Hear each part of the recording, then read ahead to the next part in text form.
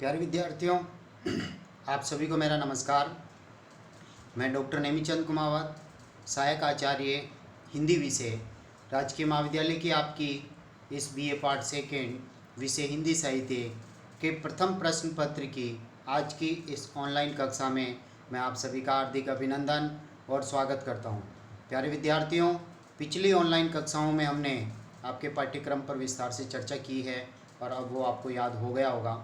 साथ ही आपका जो ये 16 अंकों का जो प्रश्न बनता है, एक अथवा में आएगा, जिसमें रीति का तात्पर्य यानी काव्य रीतियाँ जो 3 होती है उसका लक्षण और उदाहरण सहित आपके एक 16 अंकों का प्रश्न बनता है।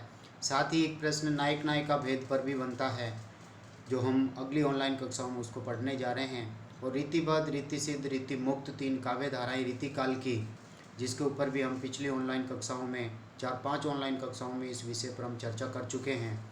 साथ ही आपके 2 संप्रदाय पाठ्यक्रम में हैं, रस संप्रदाय और अलंकार संप्रदाय।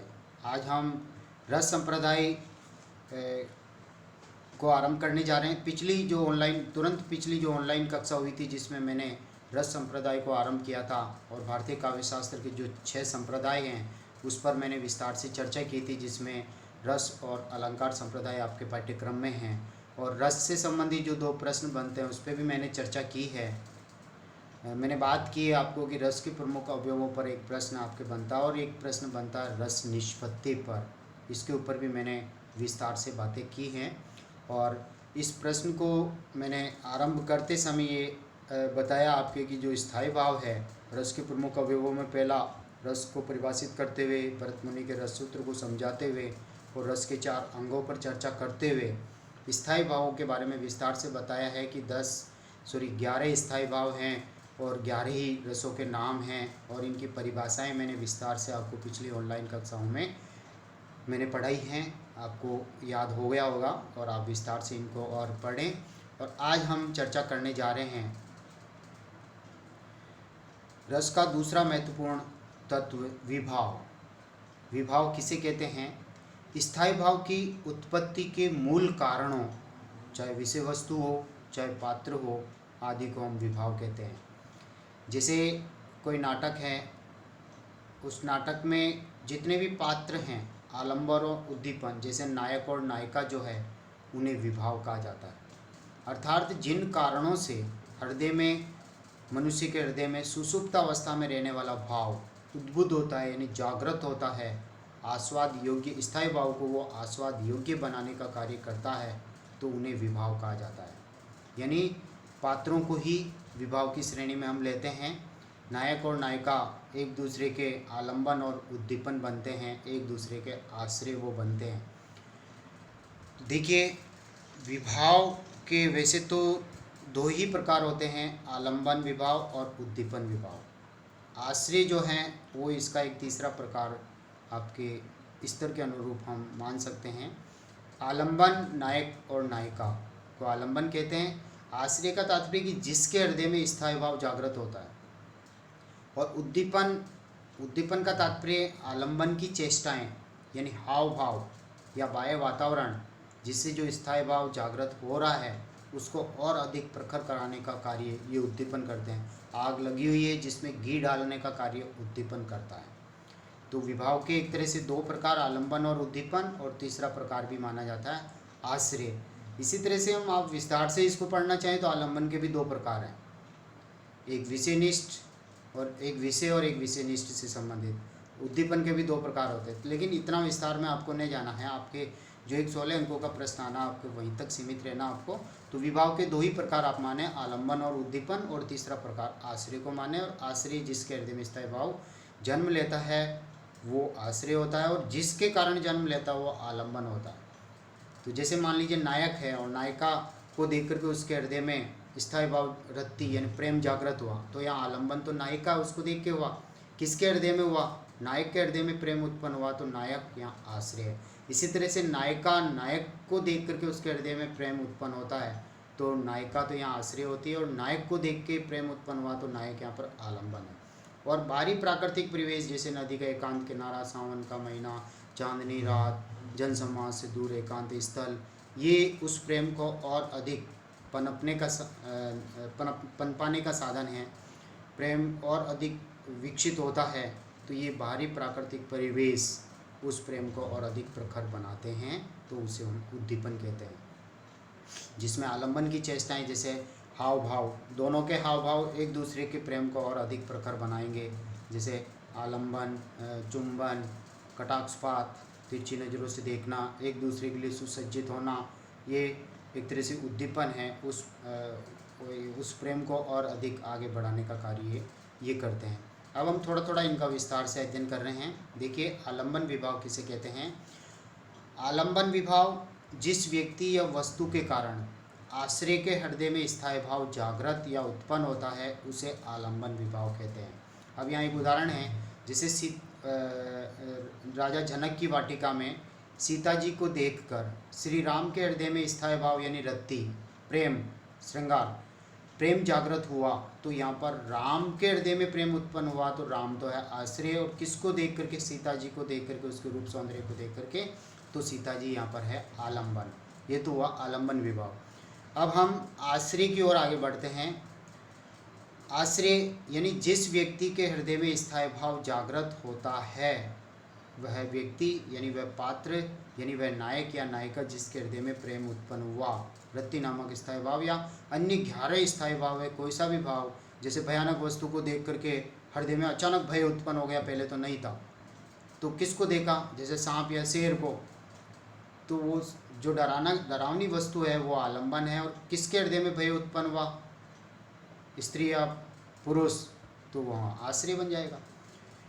और उद्दीपन, वहाँ और कोई बचाने वाला नहीं, कहीं इधर उधर जाने का रास्ता नहीं, और भयानक वस्तु उसको डरा रही है, तो इस तरह से वो उद्दीपन बाहरी प्राकृतिक परिवेश हो जाएगा। अब हम तीसरे बिंदु की ओर बढ़ते हैं, और वो तीसरा बिंदु उद्दीपन, यानी विभाव के 3 प्रकार हम ले रहे हैं, आलंबन, आश्रय और उद्दीपन। ये स्थायी भावों को जगाने के बाहरी कारण हैं।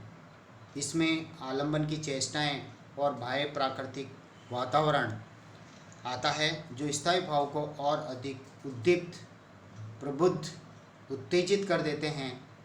जैसे आलंबन के हाव भाव, यानी नायक नायिका के एक दूसरे के हाव भाव, चेष्टाएं, सुंदर वेशभूषा, कमनी कलेवर यानी सुंदर शरीर, उनकी चेष्टाएं, और दूसरी ओर बाहरी प्राकृतिक परिवेश जैसे रम्य उपवन, बसंत ऋतु, कोकिल कुंजन आदि बाह्य वातावरण, चांदनी रात, नदी का एकांत किनारा आदि, ये उद्दीपनकारी प्रकृति है जो उस प्रेम को और अधिक प्रखर बनाने का कार्य करती है।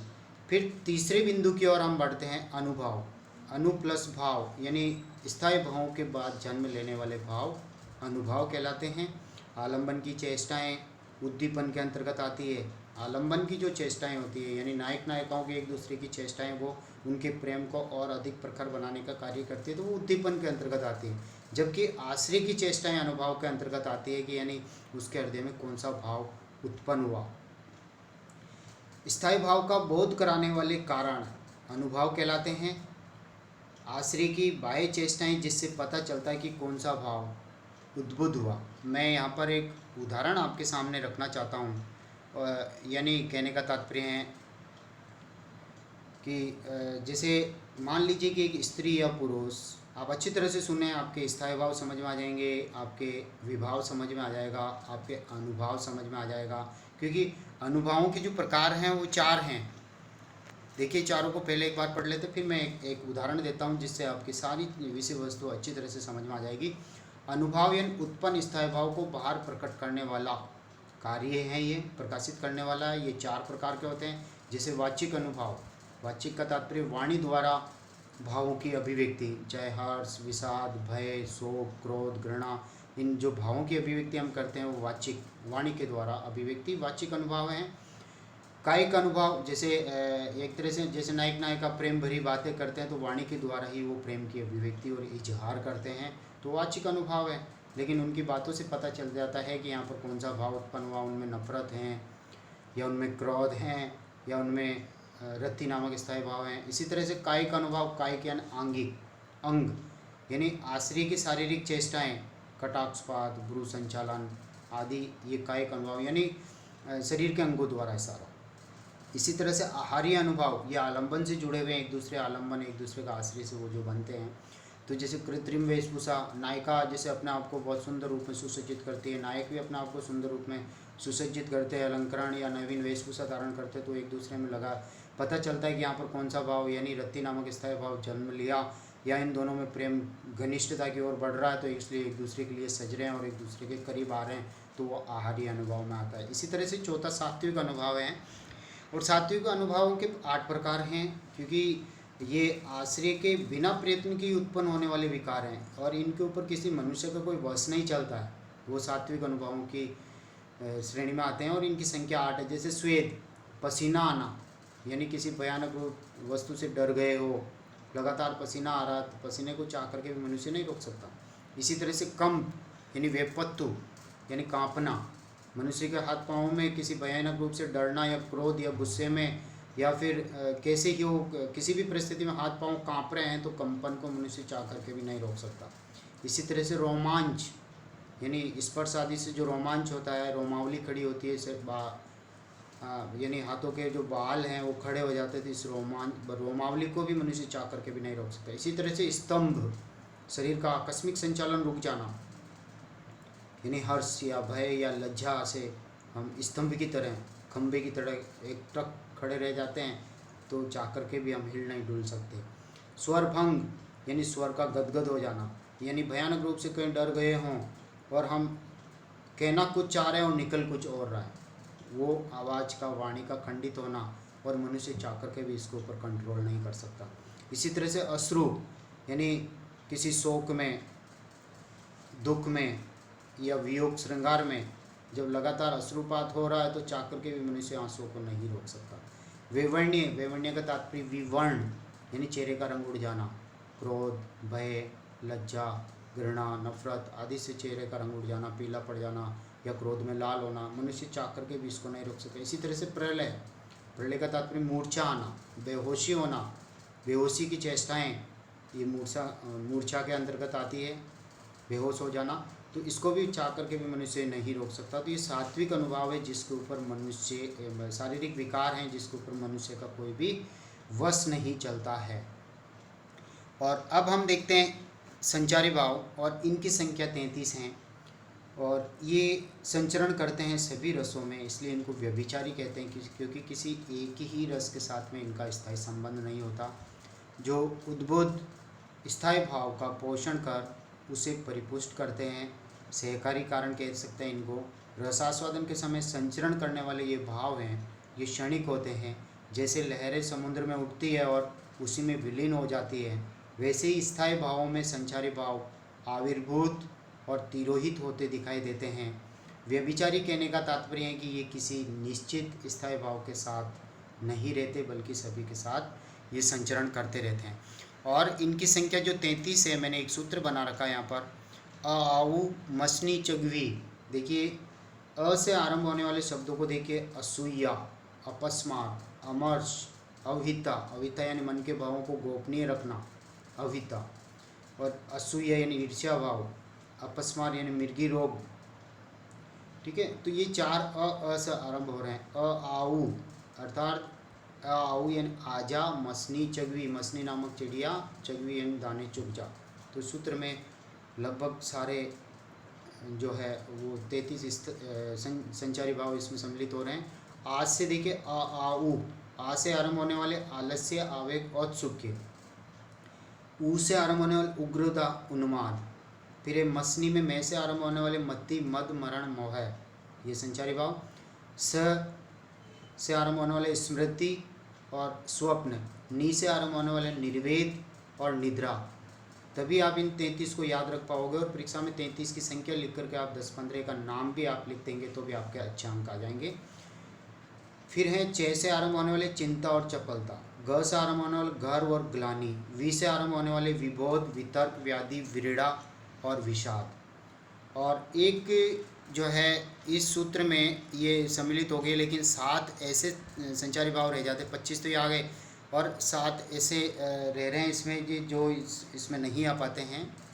देखिए, हंसदी, धृतराष्ट्रज, ह से हर्ष, स से शंका, दी से दीनता, धृ से धृति, और त्रा से त्रास, श्र से श्रम और जैसे जड़ता। तो इस तरह से ये 33 संचारी भाव मैंने आपके सामने रखे हैं और आप इनको अच्छी तरह से इस सूत्र के माध्यम से भी आप याद कर सकते हैं। और अब मैं एक उदाहरण आपके सामने रखना चाह रहा हूँ जिससे कि ये जो है रस के जो 4 प्रमुख अवयव हैं जो आपके अच्छी तरह से समझ में आ जाए। तो प्यारे विद्यार्थियों, आप ध्यान से सुनिए। देखिए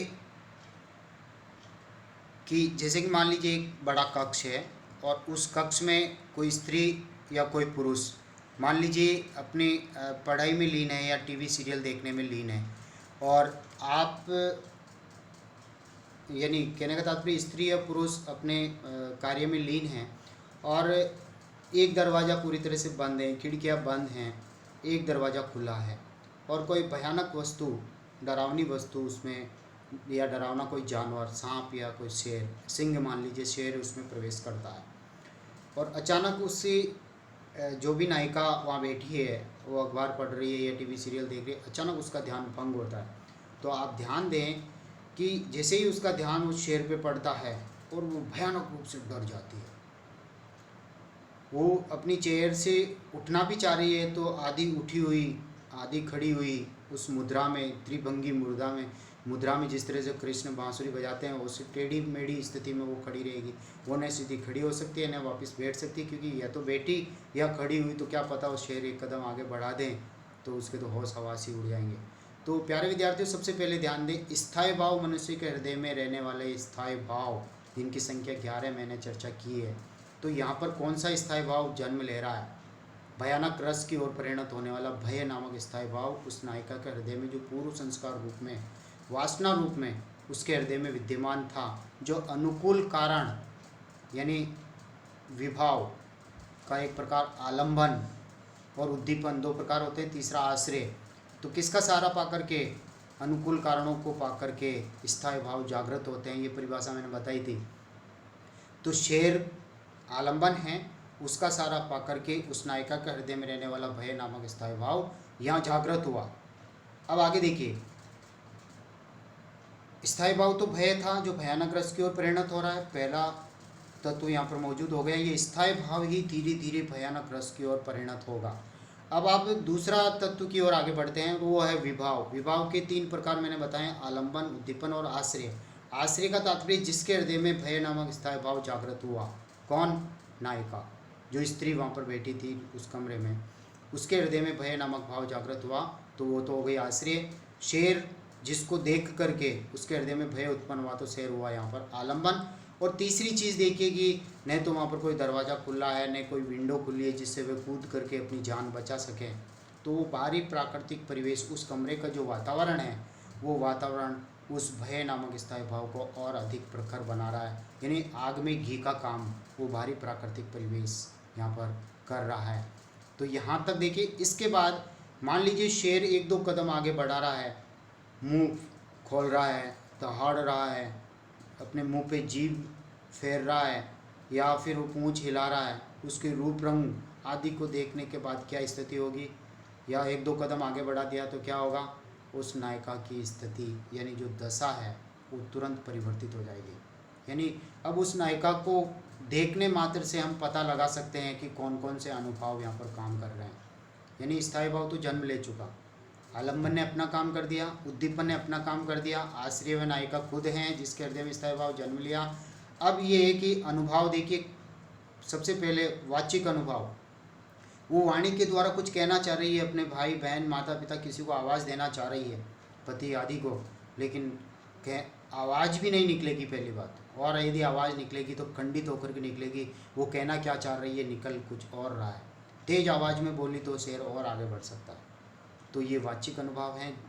इसके बाद में कायिक अनुभव, उसके शरीर के हाथ पांव कांप रहे हैं, जिसके ऊपर उसका कोई वश नहीं चलता, तो ये हो गया कायिक अनुभव। उसके हाथ पांवों को कंपन करते हुए देखने से पता चल रहा है कि यहाँ पर कौन सा भाव जन्म लिया, यानी भयानक रस का स्थायी भाव भय जो और अधिक प्रखर बन रहा है। इसके बाद में कायिक हो गया, वाचिक हो गया, वाचिक हो गया, कायिक हो गया। अब आंगिक, अंगों का संचालन, आंखें लाल होना और अंग संचालन रुक जाना, जड़वत स्थिति में आ जाना, और सात्विक अनुभव जो 8 प्रकार अभी बताएं, आंसू आना, चेहरे का रंग उड़ जाना, मूर्छा जैसी स्थिति हो जाना, ये 8 अभी मैंने सात्विक अनुभवों पर चर्चा की। आपके 8 होते हैं। रोमांच, शरीर की रोमावली खड़ी होना, भयंकर रूप से डर जाना, कांपना, पसीना आना, जड़वत स्तंभ की तरह खड़े रहना, स्वर भंग होना, वाणी का खंडित होना, अश्रुपात होना, चेहरे का रंग उड़ जाना, बेहोशी की स्थिति होना, ये सारे ही इनमें से लगभग वहाँ इस भयानक रस में ये सारे ही घटनाक्रम घटित हो सकते हैं, सात्विक अनुभव देखने को मिल सकता है। और संचारी भाव तो ये तो सभी में संचरण करते रहते हैं। इनमें आवश्यकता अनुसार उग्रता भी हो सकती है, और ये एक तरह से शंका, दीनता, त्रास, अपने आप पर त्रास भी आता है, चिंता होती है, चपलता, इस तरह से एक तरह से ये आवेग में आ जाना, उग्रता, इस तरह से ये संचारी भाव भी यहाँ पर देखने को मिल रहे हैं। तो प्यारे विद्यार्थियों, आलंबन जो है शेर, वो कुछ उसकी जो चेष्टाएं, आलंबन की चेष्टाएं, वो भी उद्दीपन में आती है, जो उस भय नामक स्थायी भाव को और प्रखर बनाती है। जैसे उसके शेर का रंग, रूप रंग, उसका मुंह खोलना, दांत दिखाना, जीभ फेरना, एक दो कदम आगे बढ़ाना, इधर उधर ताक झांक करना, ये तो सारे ही आलंबन की जो चेष्टाएं वो उद्दीपन के अंतर्गत सम्मिलित होती है। और भय नामक भाव जो जागृत हुआ, उसमें आग में घी का कार्य करने का वो काम करते हैं। तो इस तरह से ये भय नामक स्थायी भाव मनुष्य हृदय में सुसुप्त अवस्था में रहता है, और विभाव, अनुभाव और संचारी भावों के संयोग से ये भयानक रस में परिणत होता है। तो प्यारे विद्यार्थियों, आज की इस ऑनलाइन कक्षा को मैं यहीं समाप्त कर रहा हूँ। आपने इन 2 ऑनलाइन कक्षाओं में रस के प्रमुख अवयवों पर विस्तार से चर्चा हमने की है, और अब ये आप अच्छी तरह से इसको तैयार कर लें। जय हिंद, जय भारत।